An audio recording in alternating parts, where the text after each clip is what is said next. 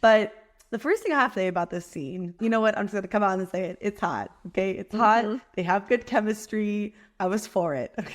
It's spicy. It's spicy. Spicy indeed.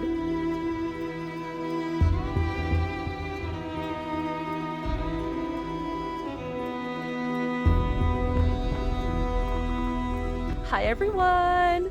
Welcome back to the Booked on Fantasy podcast. We, Addison and Lorraine, are two best friends who love to explore the world of fantasy through books, shows, and movies, but with a heavy emphasis on books. I say this literally every episode, but shit is going down and it's getting wild in King's Landing. And today we are covering season 1, episode 4 of House of the Dragon.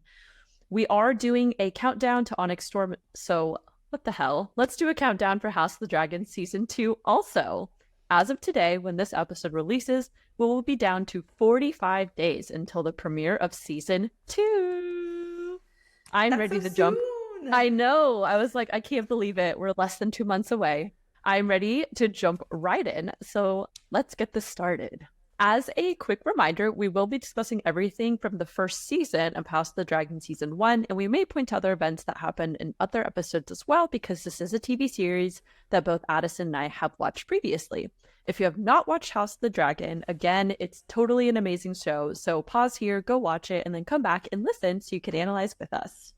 Furthermore, we would like to remind everyone that this is an adult podcast where we will have explicit conversations, explicit language may be used, and triggering events may be discussed as well. So please be mindful of that and maybe put some headphones on first or take some breaks as needed. As far as our housekeeping goes, we are continuing our episodes of Sarah J. Maas's Throne of Glass series. We have 5 episodes now, which cover chapters 1 through 39, so you've got plenty of content to keep you entertained.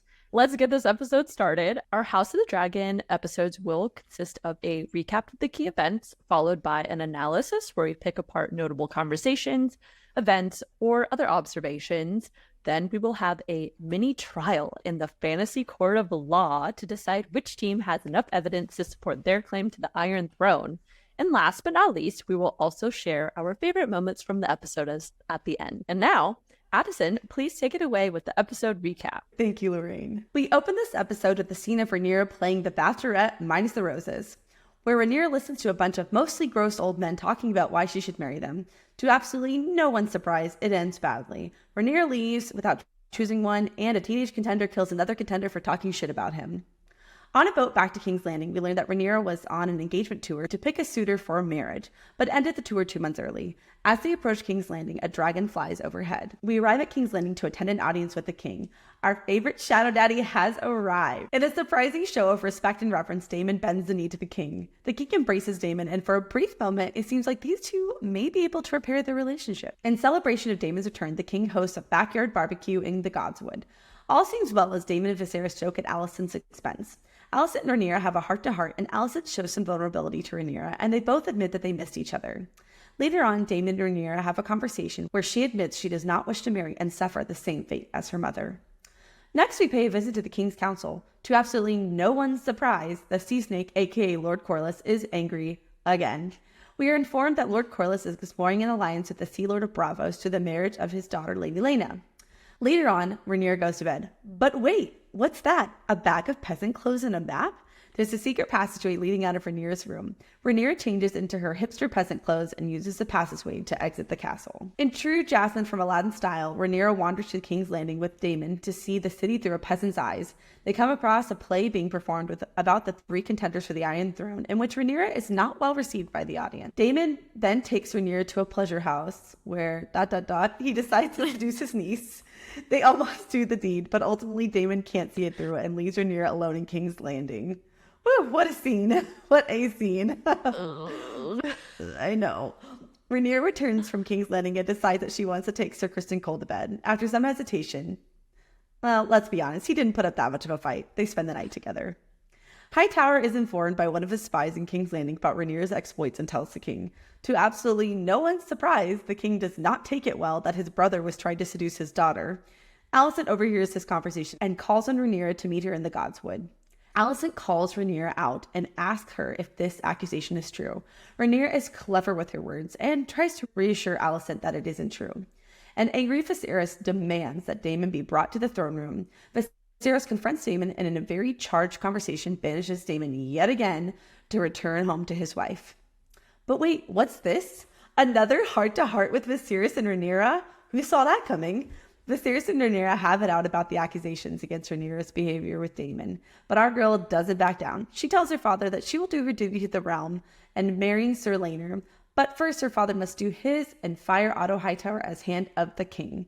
Viserys ultimately decides Rhaenyra is right and removes Hightower as Hand of the King. And in the final scene, the Maester brings Rhaenyra a special tea that will rid her of any unwanted consequences from her actions. Thank you, Addison, for those summaries. And now let's move on to the analysis portion of this episode. So I felt that this episode was different from the previous ones that we've watched so far. I feel this episode really slows down on plot development and focuses on the character development of the three main players for the throne. And when I say three main players, I'm talking about Daemon and Rhaenyra, and then obviously Aegon is the other player in the throne. But however, Aegon's not really in this episode at all, so I'm using Otto Hightower as a representative for Aegon's claim to the throne. So I really feel like it's about those three characters' claims to the throne. Yeah, I agree. It was pretty heavy on character interactions. As always, I wanted to note the title of the episode, and the episode title is King of the Narrow Sea. Obviously, this is in reference to Daemon and his most recent victory in the Stepstones, and he even says in the opening scene in the throne room that the men named him King of the Narrow Sea. But to me, when I heard that, I wonder if it's a play on the idea that this is all Daemon will ever amount to, that he'll never be king of anything other than the Narrow Sea, which we know is basically a small strip of absolutely nothing and no one. So I just thought that was an interesting way to title the episode, and also a title that Daemon gives himself, you know, like king of nothing and no one.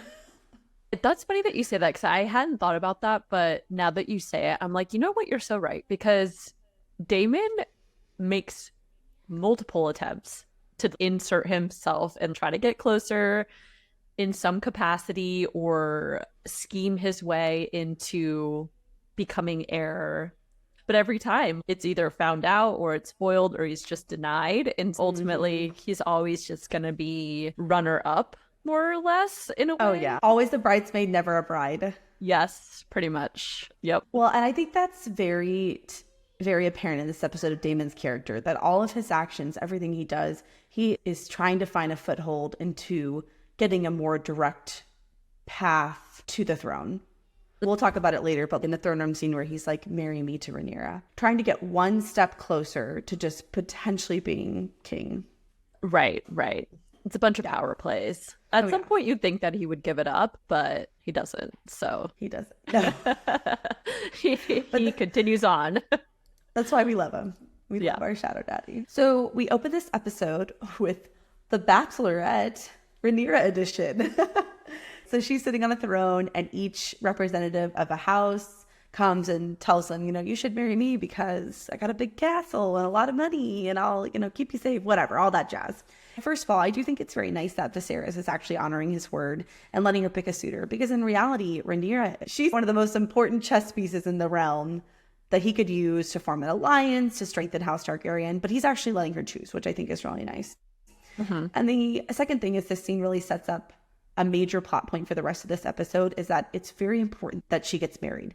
It's important for her claim to the throne, for stability in the realm, but also because the longer she waits, the more pressure there is on Viserys for him to force her into a marriage that she probably wouldn't want. Yeah, I think that scene specifically is funny just because it continues to show that Rhaenyra doesn't give a fuck. She doesn't really want to be doing any of this. She does not. She's like, why do I have to get married so that I can just produce babies for somebody? She's totally dismissive of the idea, and she's over the whole thing. But I can understand why she's being presented a bunch of people that she really doesn't have any interest in. The first guy that we see is decades older than her, and then the second guy that we see is like a 13-year-old boy. So I know. It's pretty clear she's really fed up with the tour. But that's one of Rhaenyra's main character aspects, I think, is that she's really rebellious. She's not traditional. She doesn't want to do anything unless it's something that she wants to do. Which I think it speaks to her character, but also she's a 17-year-old girl. Yeah. Right? And I don't know, when you were 17 and if someone was trying to make you marry a 40-year-old old man, would you be like, yeah, this is great? Probably not. No. Nope. I didn't listen to anyone when I was 17. So, oh, you rebellious little thing. So right after the bachelorette scene, we move into Damon returning from the Stepstones. And this scene is super, super important because when Damon walks in, we notice that he has cut his hair. And I don't like it at all. And obviously, this is super important. The most important thing that we learned from the show is that our shadow daddy cut his hair. Okay, and I am not a long hair person, but I don't like it. I don't like the short hair. Lorraine, what were your very important thoughts on this very important matter? Totally opposite on you. I think he looks 100% better with short hair. It's a little scrappy. No. It looks like it was cut with a sword or something. But I think he looks so much better. I was like, wow. I mean, he was already hot before, but now it's just... Boo. It's even better. It's even better. I've never really been on the long hair camp for men, so I'm not. No, I'm not. I'm a short hair person, but on Damon, you know, we're gonna put a poll on TikTok. Go to our TikTok, and we're gonna put a poll: Damon with short hair, Damon with long hair. Okay. Oh my gosh, yes, excellent idea. So, anyways, aside from Damon's haircut, that scene was very tense in general. You could feel people were really unsure about what's going on. They didn't know what to expect. Obviously, nobody's seen Damon for a few years because he's been away the entire time. And even Viserys is kind of on guard too.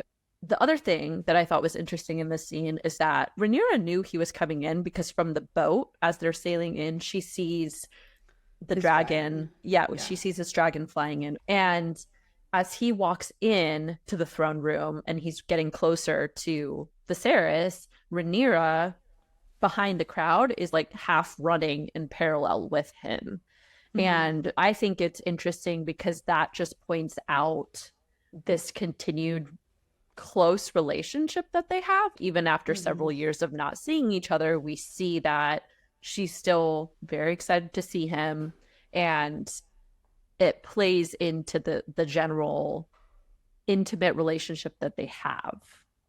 Yeah, absolutely. Yeah, I mean, I think we've seen from the very beginning, they've always had this kind of intimate, charged relationship, right? Not necessarily romantic or sexual, but just they have a lot of chemistry between the two of them. Yeah, I think you're definitely right about that. Yeah. I was also just in general with this scene, I was very surprised by how respectful Daemon was and how he showed reference to the king, because previously we know that Daemon's always been a little bit of a bad boy, right? He's not afraid to sort of very subtly challenge the king, even in front of other people. And so it made me think, honestly, for a fleeting moment, that maybe things were going to be okay for them and that maybe Daemon had grown up a little bit in the Stepstones. But as we learn in about 15 minutes into the episode, that is not the case. Literally, one of my notes, my first thought was, what the fuck is Daemon planning? It's very uncharacteristic of him to come in and bow down to Viserys like that. So it's clear as a viewer, you're just kind of like, what's he really planning? There's no way that Daemon's really gonna just have a total 180 on his character like that. So after the very dramatic throne room scene, then it gets very jolly in their backyard barbecue, as Addison declared it. It was a very cute name for it, and I agree. I like backyard barbecue. It is. That's really what it is. But they're in the courtyard celebrating see Daemon's return in the Stepstones. And first of all, I wanted to note that Alicent is now wearing black and red. For some reason, it stood out to me a lot more. And obviously, it's just symbolic of the fact that she's transitioned from the green of her family's house to the Targaryens' black and red. It was just a quick note about just seeing that visual difference in her attire. And then the second thing that I noticed was the conversation between Daemon, Viserys, Alicent, Rhaenyra. So Alicent says, perhaps Prince Daemon would like a tour of the gallery. He hasn't seen the new tapestries gifted to you. And Viserys just completely mocks her. And Daemon and him are just kind of laughing at the suggestion of like, that's so silly. Why would we want to go see tapestries? Kind of in a we're men, we don't need to look at art kind of situation. And Rhaenyra actually steps in to say, I should like to see them.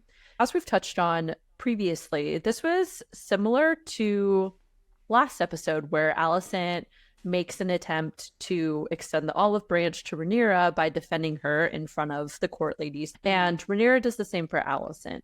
If anything, this is just a nice show of the repair of their relationship to some extent. I don't think that it's fully gone back to what it was before Alicent married Viserys by any means, but it seems like they are trying to mend it and become friends a little bit again. So that was a really nice sentiment. After that conversation, Rhaenyra and Alicent, they're still in the Godswood, but they're sitting down on a bench and they're having a conversation. And Alicent really opens up to Rhaenyra and she's vulnerable. She admits that she's lonely, she feels isolated, and that she still thinks of herself as Lady Alicent, but she's really the queen. And everyone around her sees her and treats her thus, right? So people aren't as open with her. They aren't as friendly. They aren't as informal with her as they were before she was actually the queen. And in that scene, they both admit that they missed each other. And it's a nice moment. I think it's telling that their relationship is definitely not where it used to be, but that it's on the mend. I think it's indicative that Rhaenyra has maybe matured to the point where she can move past the hurt and betrayal. I think maybe she has some perspective to see that it wasn't really Alicent's fault. The king said he wanted to marry her. Was she going to tell the king no? You know, it's not going to happen. And so I think that maybe Rhaenyra has been able to see past that a little bit and recognize that she had a true friend in Alicent and that maybe that relationship is worth working on and saving. At the same time that it was very sweet and very candid of them to be open with each other about how they actually feel, I did think the conversation highlights the difference between where Alicent's life has gone and where Rhaenyra's life is. Rhaenyra says how romantic it must be to be imprisoned in a castle and made to squeeze out their heirs.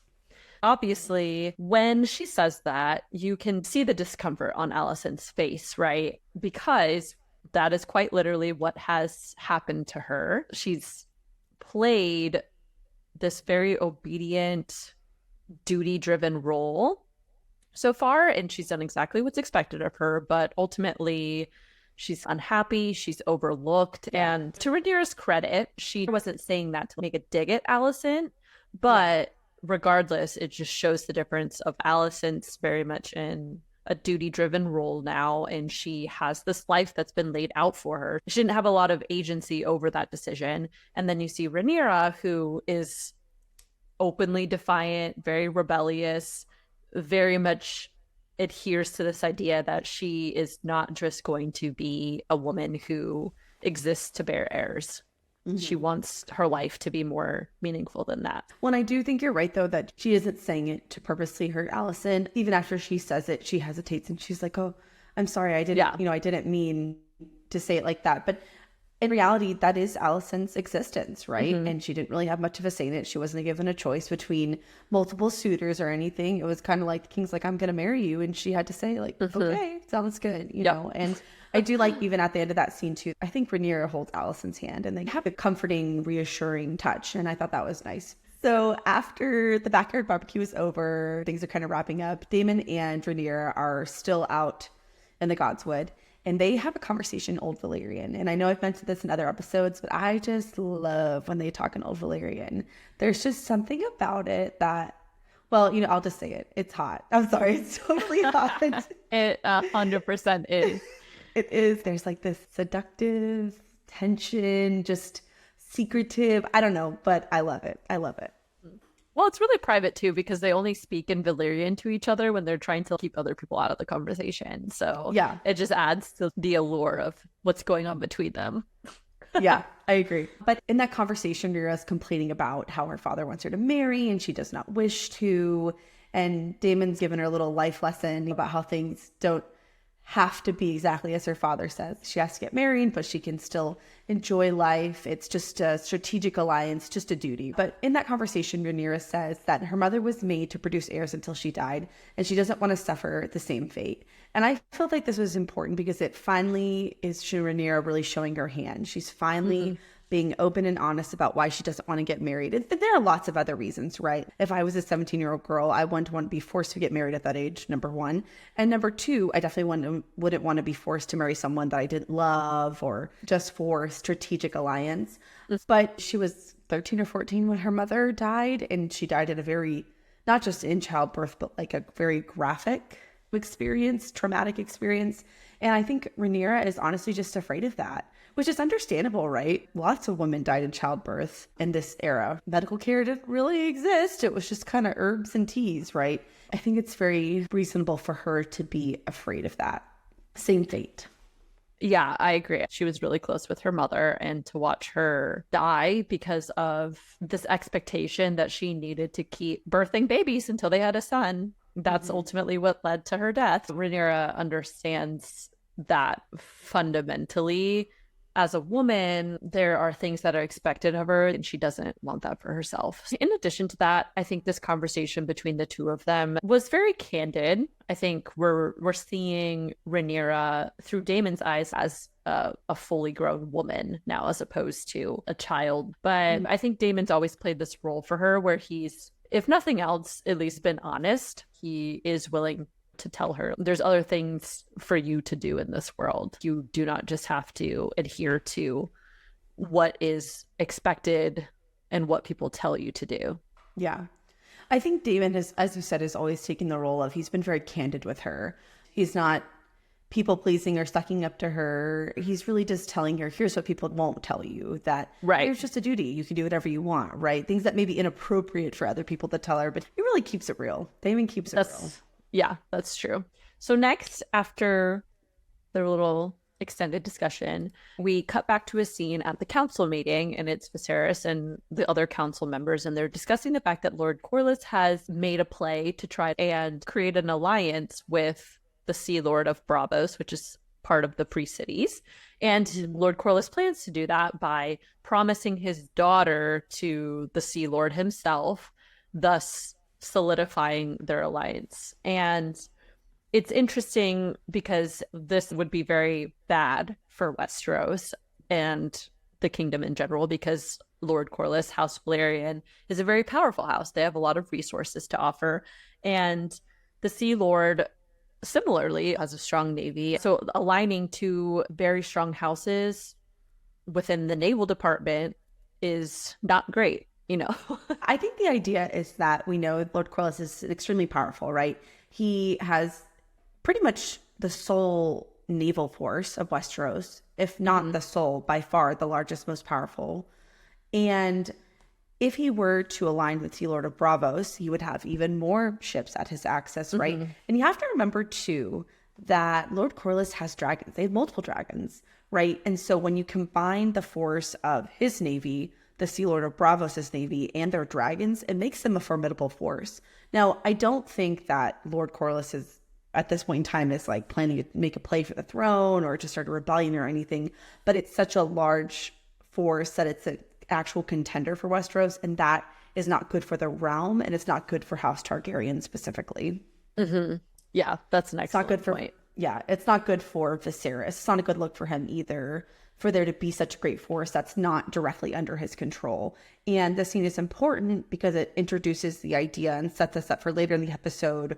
A way to bring Lord Corlys back into the fold is for Rhaenyra to marry his son, Sir Laenor, and sort of smooth over the tensions that still exist from Viserys not marrying Lady Laena. Exactly. The next scene is arguably the most important scene of this episode. It sets up the events and all the conflict and interaction in the rest of the episode.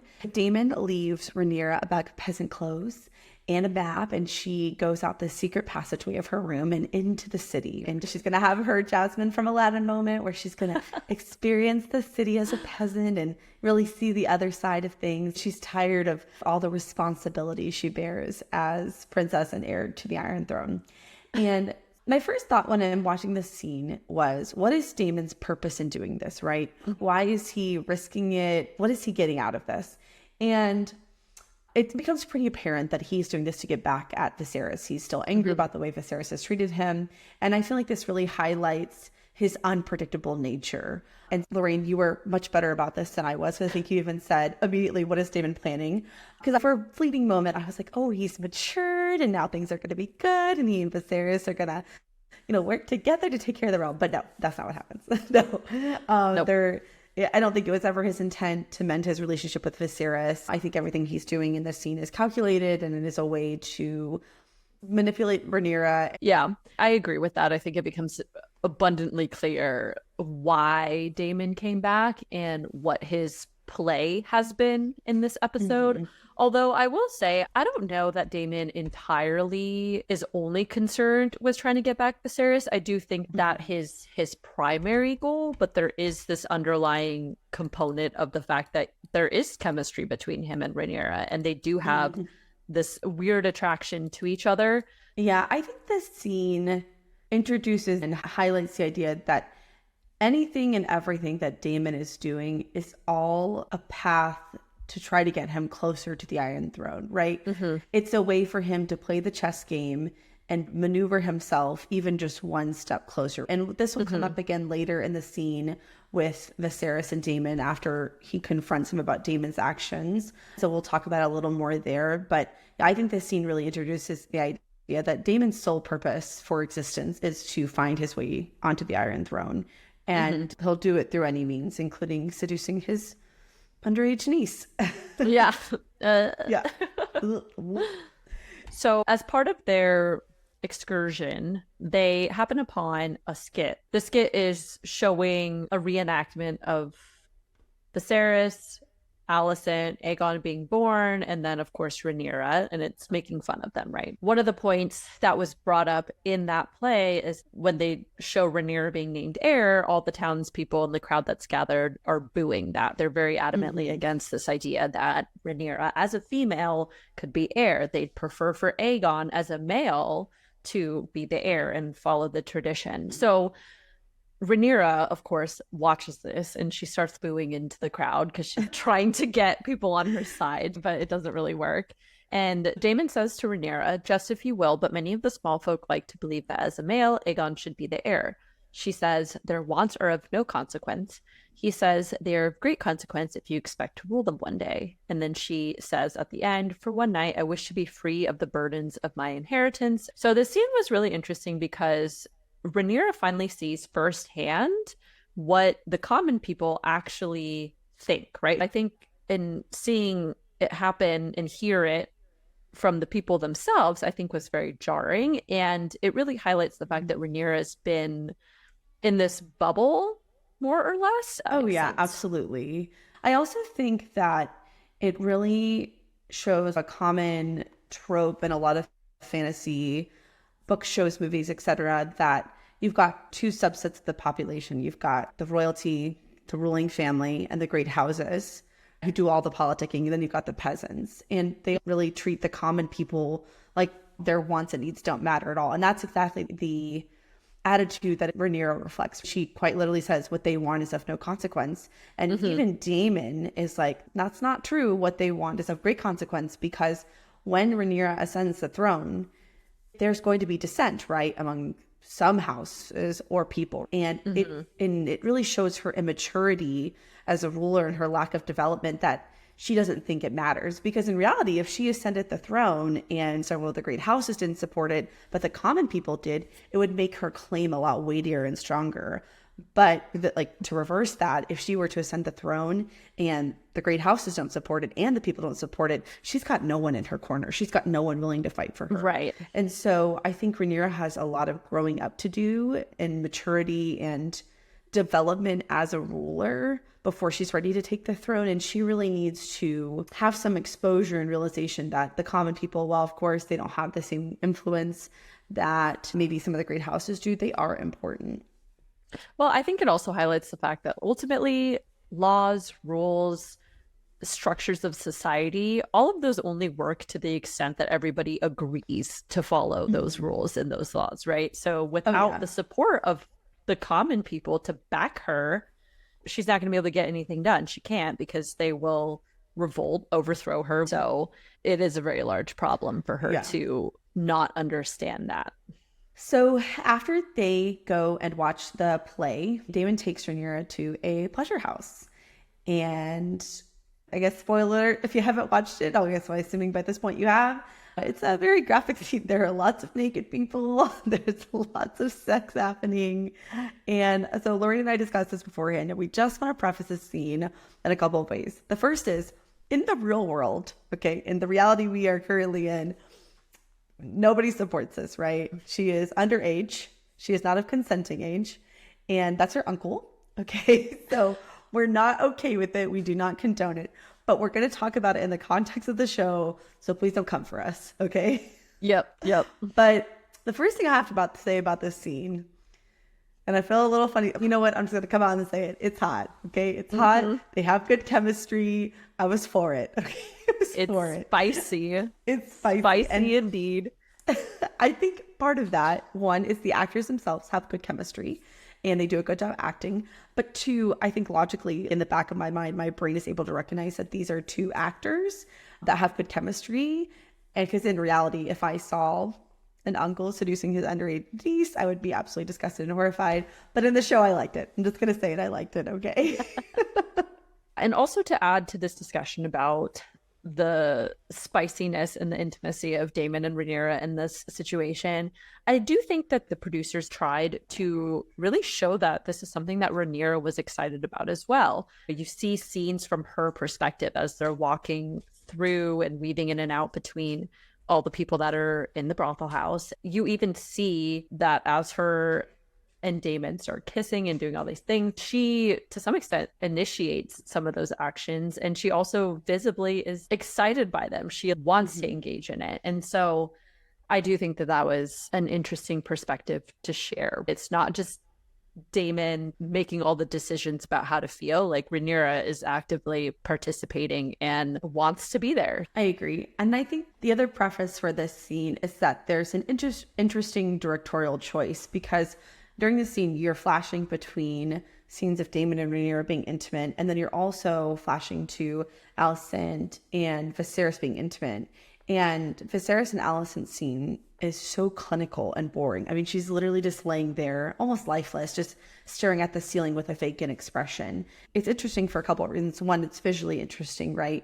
And two, I think it's important because it shows the dynamic between their two characters and the sexual journey that they experience. Rhaenyra is exciting and exploratory and somewhat normal, you know, for someone her age. And Alicent is duty bound. She never had to say, there's not really a lot of romance or passion or excitement. It's just clinical and her doing her duty. And so I thought that was a really nice directorial choice to juxtapose their two experiences.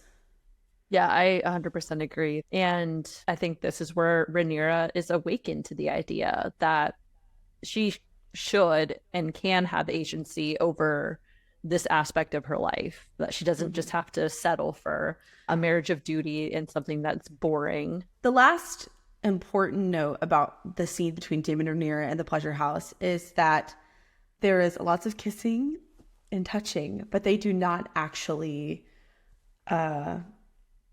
there's no sex, okay? They do not actually engage in sexual intercourse.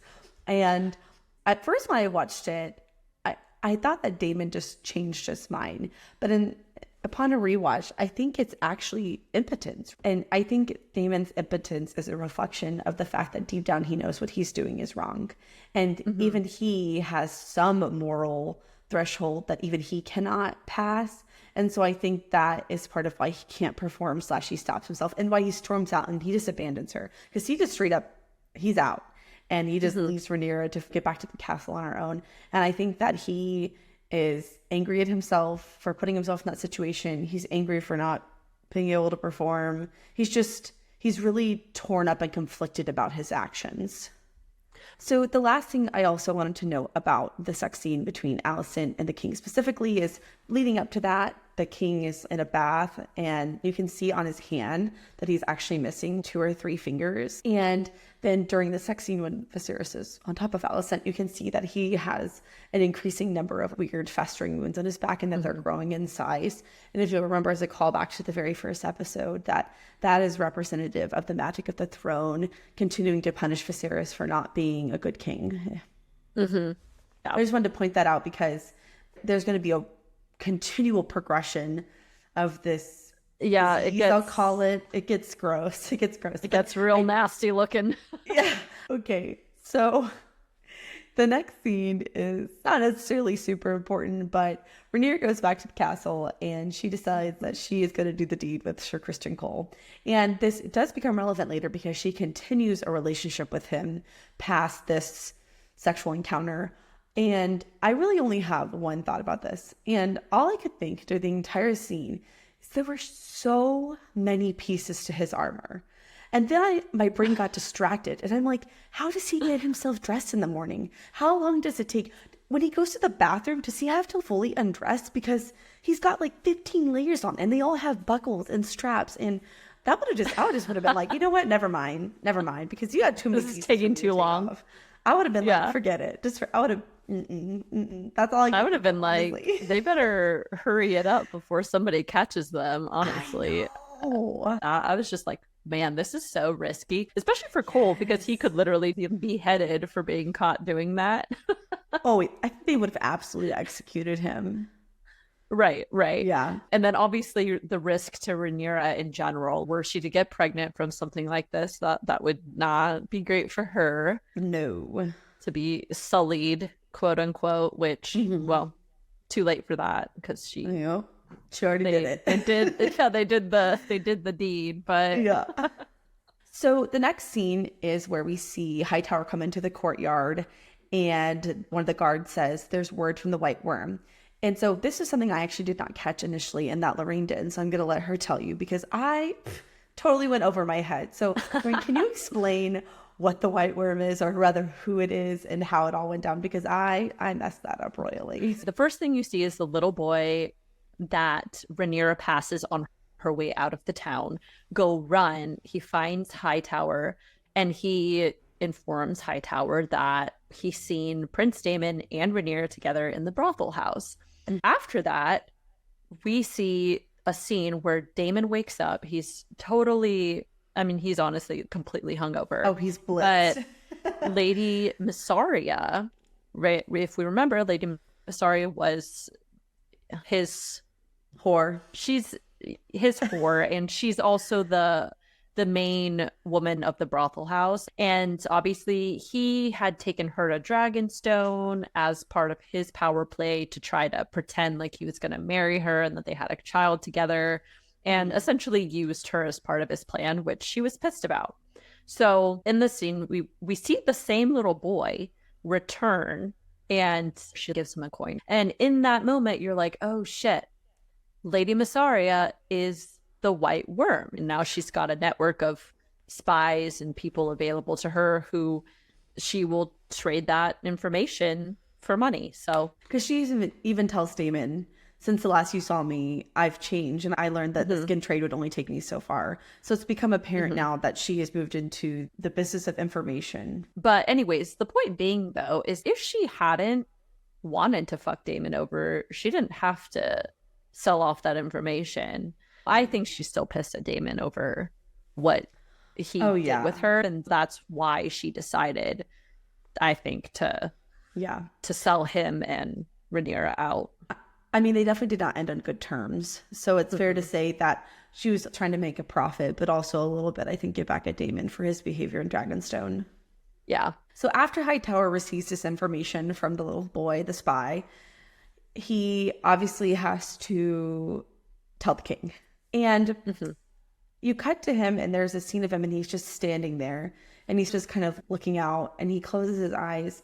And I want to call attention to this because I think it is the director pulling attention to the fact that while this is technically good news for Hightower, he does not delight in telling the king this information.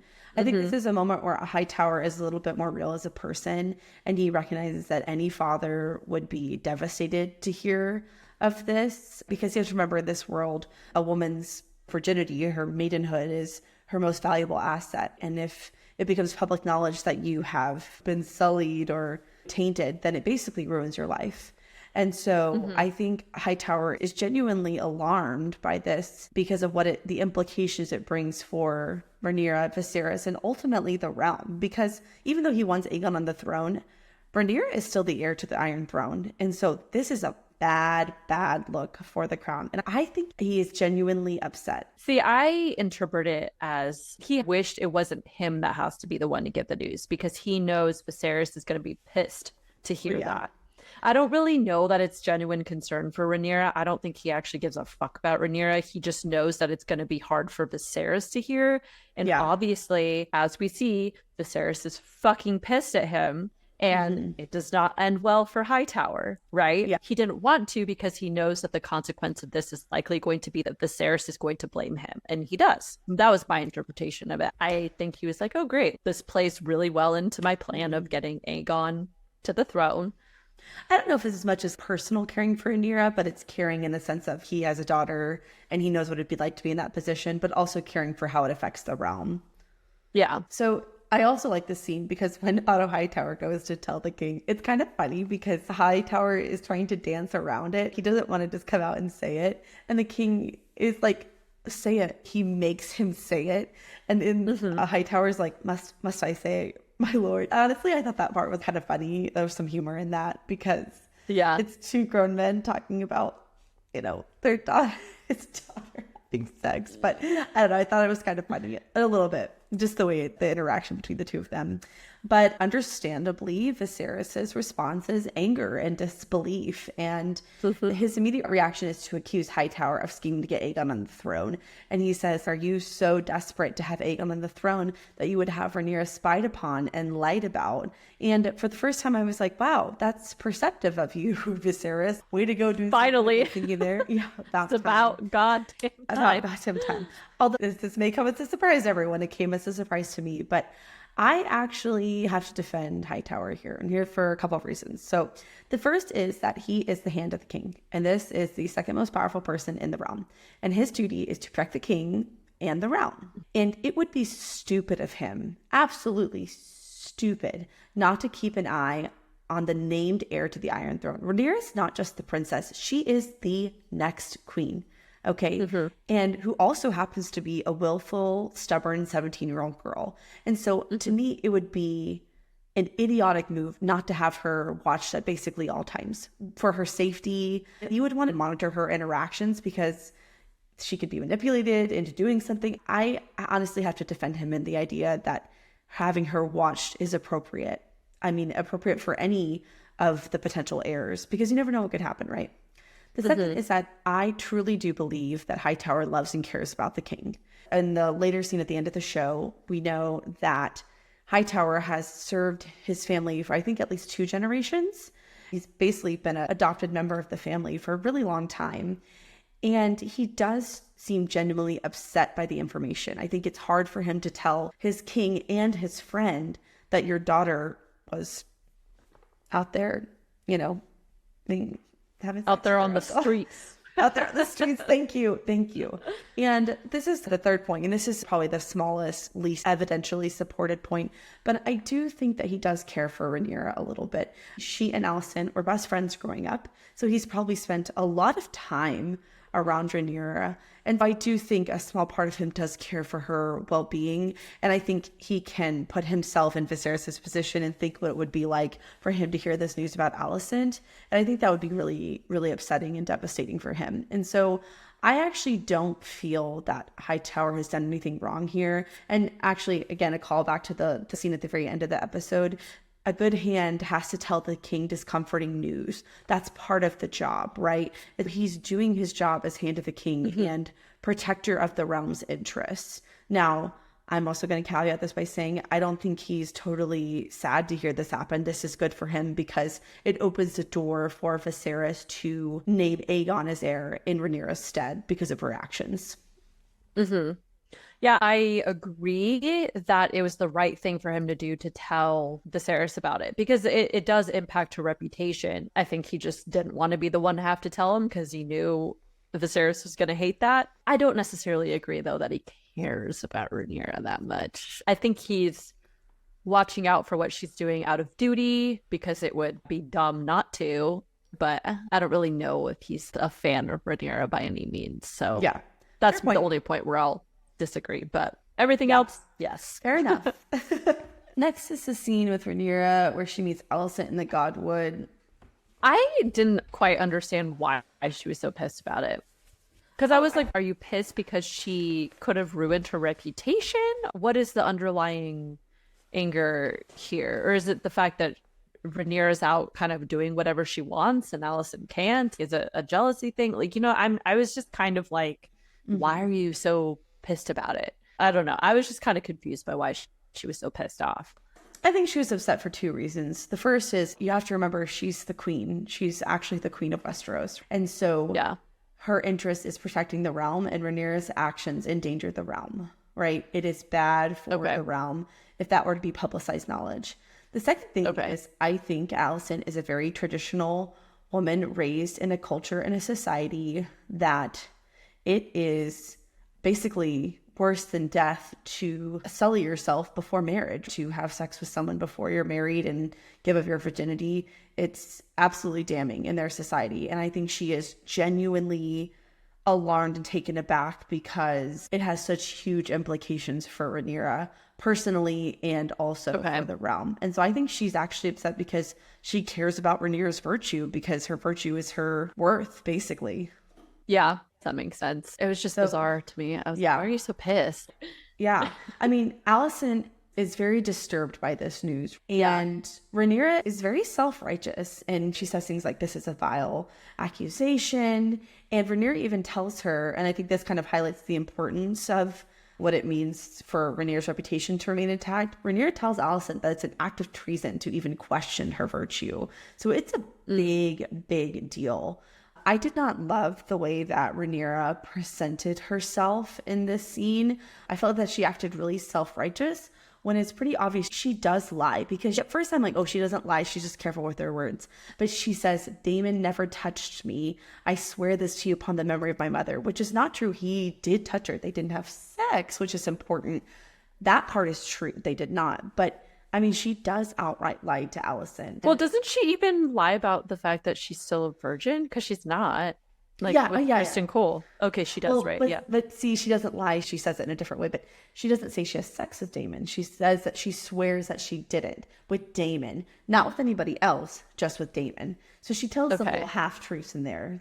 Yeah. I was like, I don't really know if you're going to get out of this. Luckily for her, Alicent believes her. Mm-hmm. And then later, when she defends her, she does defend her. Later in a conversation between Alicent and the king, they're talking about the situation with Daemon and Rhaenyra. And Alicent, once again, defends Rhaenyra. And she says it's not in her nature to be deceitful, but we know that Daemon is a liar and a manipulator. And Alicent says outright, she swore to me that she's still a maiden, and I believe her. I mean, she did a good job of convincing Alicent. I also think that Alicent wants to believe that is true, right? Nobody wants to think this actually occurred the way that it did. Alicent's response is to confront Rhaenyra about the situation. And Viserys' response is to confront Daemon first, at least, before he talks to Rhaenyra. So he calls Daemon to the throne. And keep in mind, Daemon is still totally blitzed. Like, he's drunk off his ass. He's barely mobile. They literally drag him in, and he just lays face first on the floor. And Viserys, he's angry. Like, he takes out his knife, he puts it to his throat, and he's like, how fucking dare you? What did you do? And Daemon doesn't deny it. In fact, he actually says, it's better with me than someone else, which the balls on Daemon. First of all, the king literally has a knife to your throat, and he's like, oh, it's better with me than someone else. Like, damn. But that's why we love our Shadow Daddy, because he's brazen. But morally gray. Morally gray. Dude, that is the epitome of morally gray right there, honestly. But this is the first time that we get introduced to the idea of Daemon marrying Rhaenyra as a way to strengthen her claim to the Iron Throne. And it's perfect for Daemon because he gets what he wants. He essentially gets to be on the Iron Throne. Daemon tells the king, wed her to me. And the king says, but you're already married, which I keep forgetting he has a wife because you never see her. You just every time I talk about her, he's like, oh, she's disgusting. He hates her. But Daemon's defense is Aegon the Conqueror took a second wife, and the king says, but you're not Aegon the Conqueror, which, yeah, he's not. Shut down. This is the first time the idea is introed. And then at the end of that conversation, Viserys once again banishes him and tells him to go back to his wife. And I want to say at this point, I don't remember, we'll see next episode, but I think Daemon does actually have to go back home to his No, I think he does too. wife. I think this is finally the time where he's like, all right, let me go back to the Vale now. I got no other place. Yeah. All right, moving on to the next scene. Now we have yet another Rhaenyra and Viserys heart to heart, as we do basically every episode. But the scene starts off with Rhaenyra examining a dagger that's been in the Targaryen family for quite a while, and then Viserys comes up to her and explains the markings that are on it and reiterates the Song of Ice and Fire to her. And he also reminds her that the truth does not matter, only perception, which fair point, right? And then, of course, she's arguing back with him, like, well, if I wasn't born a female and I was born a man, I wouldn't have this problem. And he's like, but you weren't. This is the reality that we live in. So then after all of this, Viserys sets his foot down. He's like, look, we're not playing games anymore. So to remedy all this situation, you're going to marry Laenor, and that's final. We're going to fix this, nip any further rumors from developing. But in addition to that, obviously this gives them the opportunity to solidify their alliance with House Valerian, since Viserys didn't do that because he didn't marry Laena. And now they're in a precarious position. And he's going to take that opportunity to use Rhaenyra to repair that alliance. I think Viserys' main argument is that he has two courses of action he can take. He can name Aegon heir instead as punishment, right? And say, if you've sullied yourself, you're not a viable candidate to rule, and you've embarrassed his house. But his argument is that that would be more likely to destabilize the realm and cause more harm to the realm. And so instead, sort of as a punishment consequence of her actions, that to crew sort of counterbalance and create a stabilizing effect, that he will make her marry Sir Laenor, one, because it'll hopefully dampen the beacon of light on her actions, and two, that it will actually strengthen her claim to the Iron Throne, because once she's married, she can produce heirs. This will make her a little bit more comfortable of a candidate for the throne, because Viserys even says, when there's no heirs, the realm gets nervous. I mean, this is the plot of the entire show. In the very opening scene of the very first episode, Viserys does not have an heir, and this is a big concern for everybody. So if Rhaenyra wants to even have a shot at truly taking the throne, if she has heirs, her claim is going to be a lot more strengthened, and people are going to be a lot more comfortable with her taking the throne. Yeah, that was well said. So after he makes that decision for Rhaenyra to marry Sir Laenor, Rhaenyra makes a final point. Well, more like a final bargain, right? She's like, okay, fine. If I'm going to marry Sir Laenor, then you need to do something as well. And she says, and what will you do about the vulture who perches upon your throne? Referring to none other than Otto Hightower. Rhaenyra also says, you speak of the Conqueror's vision and the need for strength and unity across the realm, but how can that be accomplished with your most trusted advisor so self-interested? And at this point, everyone but Viserys can truly accept that Hightower is a conniving little rat. And up until this point, Viserys wasn't really ready to acknowledge that. But I think at this point now, he's really realized that, okay, fine, you're right. And that's the bargain that he agrees to make with her. I think that was a good play on Rhaenyra's part. Yeah, I agree. And so our second to last scene of the episode is where Viserys finally confronts Hightower. I think this has been coming for a long time. Viserys starts out talking to Hightower and complimenting his service to his family. You served my family very loyally for many years, and for that was a debt I can't repay, because I do think that Viserys and Hightower are friends. They've known each other forever. But Viserys is still ultimately very angry about everything that happened with Rhaenyra, and still angry that Hightower had her spied upon. He finally has the realization, and through that conversation, he says, only now did I realize how calculated it was to have Alicent call upon me within the death of Aemma. And he tells Hightower that your judgment has been compromised and that you can no longer serve the realm as an unbiased person. To Hightower's defense, I do think that he is right here. He says, a loyal hand must tell his king a discomforting truth from time to time, your grace. If he doesn't, ... he's failed as a servant. He's absolutely correct. It is the job of the Hand of the King to tell him the good, the bad, the ugly, right?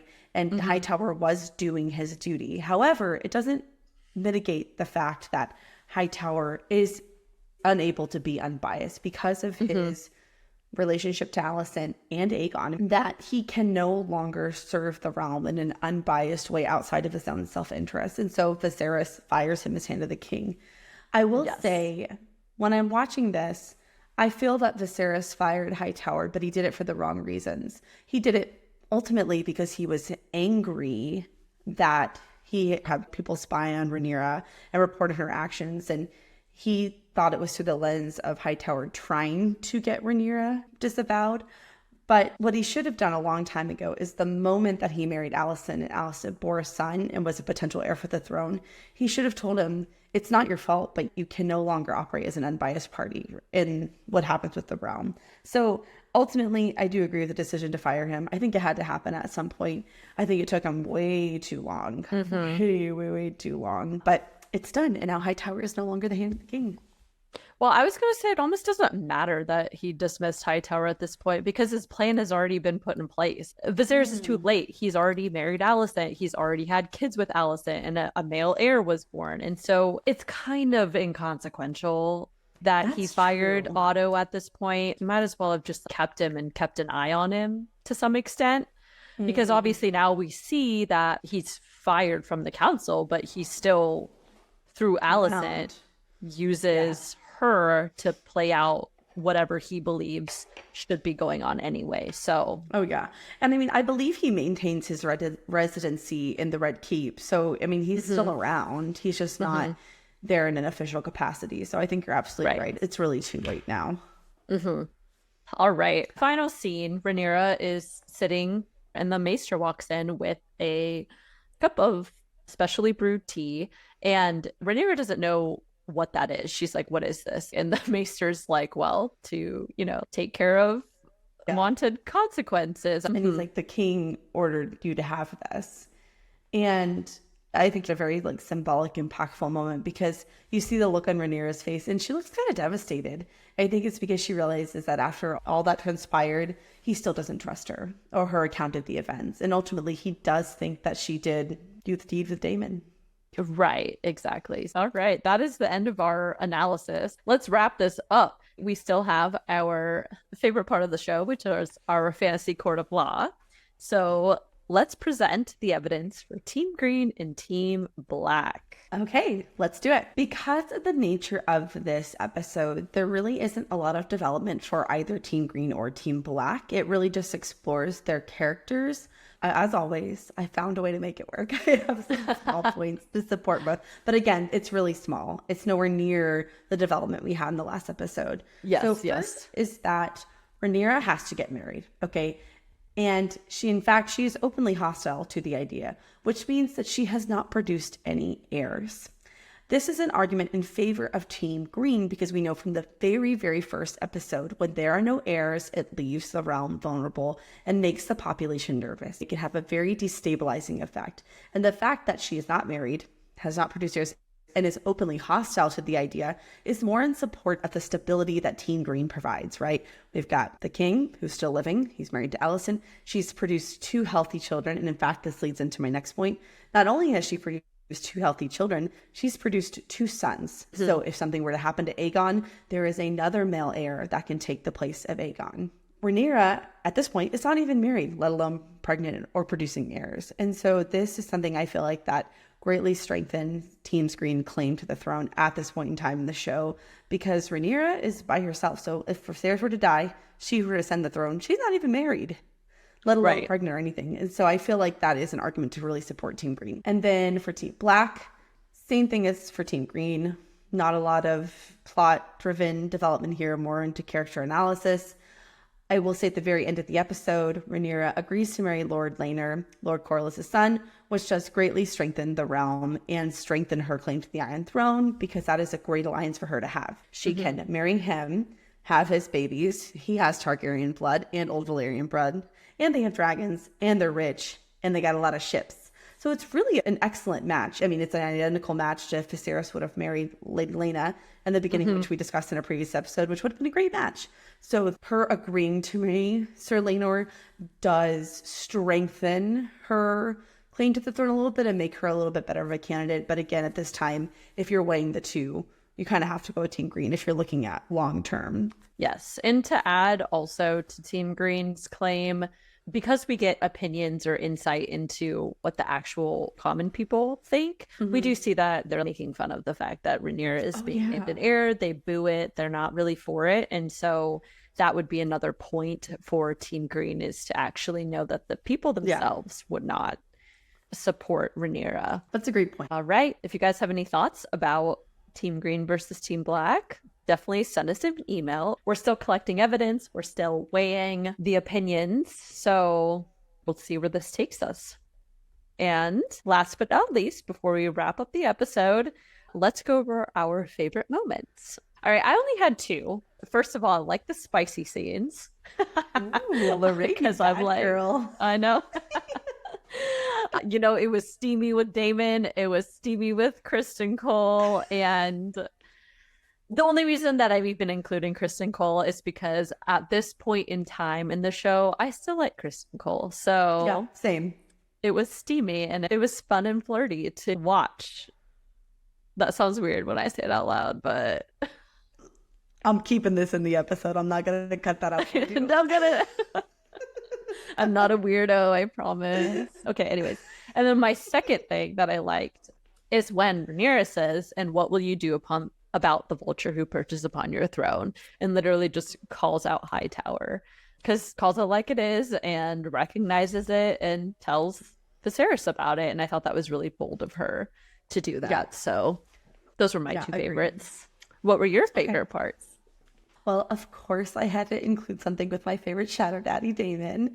I like when he returns from the Stepstones and he takes out the crab feeder sword and he just holds it out and he says, "Here, add it to the chair." And just like tosses it on the ground. That was a great scene. I really like that too. He just has such a cocky air. He's like, "Here you go, you know, another sword for the throne." And then I like in the backyard barbecue scene. I like when Alicent offers to show Damon the new tapestries and he and Viserys are joking around and he's like, "Of course, Damon would love to see the tapestries." And even though I don't like that they're being mean to Alicent, it's kind of funny because it is such a brotherly thing. And it's like, Alicent, you really think he wants to go see some tapestries? Does Damon strike you as the type to appreciate fine art? Fair point. Not. And I also love when Rhaenyra is watching the play with Damon. And at the end, the whole crowd is like, "Oh, we don't want a woman on the throne." And it's real quiet. And Rhaenyra, she's like, "Boo, boo." Yeah. She was trying to get everybody to be on her side and ain't nobody buying. I just thought that was funny because that's something I would absolutely do. I would boo loudly in favor of what I supported. Her whole outfit for that thing was also kind of comical. Whew, okay, that's all we have for you guys today. Thank you guys all so much for joining us for another episode of the Booked on Fantasy podcast. As always, we would love to hear your thoughts. So if you enjoyed this episode, please subscribe to the podcast, leave us a review, or send us an email with any insights you would like to share and join in on the conversation with us. If you would like to keep up with us on other platforms, then all of our socials are linked below in the episode description. And that is all that we have for you guys today. Stay nerdy, everyone, and we'll catch you all next week for House of the Dragon episode 5. Bye! Bye. Think about it. No, we're not gonna knock on all the wood. Every wood surface in this house. And so I think it's very reasonable for her to be afraid of that. I think it's for, but they do not actually. There's no. I'm trying to think how to say this delicately. There's no. I don't want to say the word penetration. There's no. There's no sex, okay? You do not actually engage in sexual intercourse.